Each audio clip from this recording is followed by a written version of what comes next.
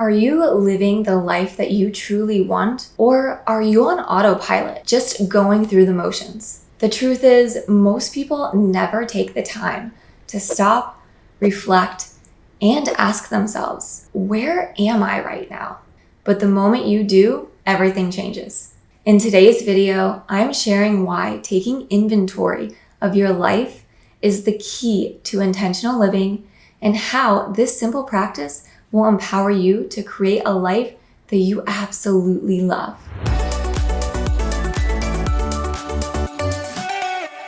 Hi, I'm Nina, a mindset and manifestation coach dedicated to helping you create the life you have always dreamed of. Through neuroscience, subconscious reprogramming, and intentional practices, I empower women to release limiting beliefs, heal emotional patterns, and step into their full potential. This video is for anyone who feels stuck, out of alignment, or unsure of their next step. If you're tired of living reactively and want to take back control, this is your starting point. Intentional living isn't about perfection. It's about awareness, alignment, and small, consistent steps. I'm going to get a little personal here. So at the end of 2022, I went through a heartbreak that just completely shattered me. It was honestly one of the most painful experiences of my life, but it also woke me up. I realized how unintentional I had been, not just in my relationships, but in every single area of my life. I basically was just going through life saying, oh, the universe will support me, or, oh, it must just be fate. And I was constantly giving power away to all of these outside sources without being super clear on a life that I really wanted to live and how I wanted to feel. So one night I had a vision of being in this completely vast white blank space, and there was this giant switchboard in front of me. Each switch on that board represented a different path. So for example, one switch, if I flipped it on, would lead me to becoming a doctor. And another switch would be I could become a chef, or another I would become a teacher. So basically, I was the one that could turn these switches on and off. And if that was my intention to become a doctor or a chef or a teacher, then I would know the path and the steps to take to becoming those things. It was terrifying because I realized I had so many options and that I was the one that was making the decision. Because if I chose to become a doctor, that's how many years of my life to go to school. If I wanted to become a teacher, where would that lead me? And so it really forced me to get really, really clear on what I truly wanted and how I wanted my life to go. And I really thought about, if I was on my deathbed, this sounds a little morbid, but stick with me, and someone asked me if I lived a life that was truly authentic to me and what I wanted to accomplish and being of service to others, would I be able to say that I lived the life that I wanted? And in that moment, the answer was no. And that was really kind of terrifying because I didn't want to end my life like that. Like, I didn't want to live a life for other people. And so when I had this vision, it wasn't just terrifying, but it was also like incredibly liberating, because for the first time, I truly, truly understood that my life was in my hands and that I had the power to choose any path that I wanted.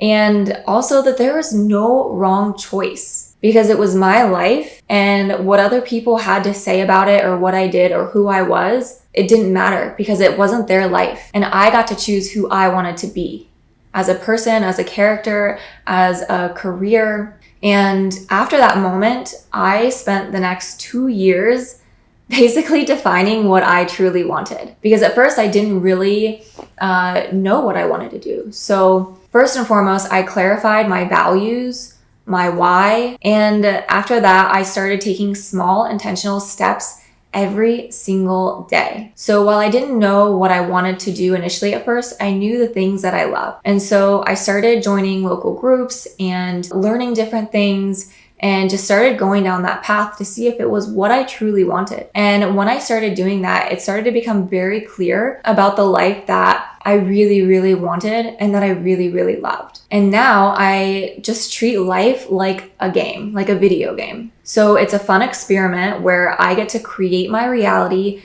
and tweak it as I grow and as I change. And that shift for me started with one simple step: taking inventory of where I was. So why is taking inventory so important, and how do you do it? Because you cannot create a life that you love if you don't know where you are starting. It's kind of like looking at a map and saying, I want to go here, but you don't know where else you are on the map, so it's kind of pointless. So awareness is the first step to empowerment. It helps you see where you're out of alignment and gives you clarity on where to go next. So the next actionable step is to take inventory of your life. You do this by identifying key areas of your life. So what I recommend is breaking your life into categories. So for me, those categories are relationships, they are career, health, finances, personal growth, and fun, because we all need a little fun in our lives. So write down the categories that make sense to you. The next step is to rate each area that you have written down. So on a scale of 1 to 10, rate how satisfied you are in each area. And this is where you want to be super, super honest with yourself. And it's not about judgment. It's just about awareness. Like right now, you are collecting data about where you currently are. So remove the emotions or the attachment or judgment to whatever is being shown to you. Because the step after that is you want to reflect and ask questions. So for the areas where you rated yourself lower, you can ask, what is not working here? Or what beliefs or habits might be holding me back? And for the higher rated areas, you can ask yourself, what is working? And how can I bring that energy into other areas of my life? After you do this, you want to define your desired outcomes. So for each area, I want you to ask yourself, what do I truly want? What does success look and feel like for me here? It could be recognition, money, or even connection.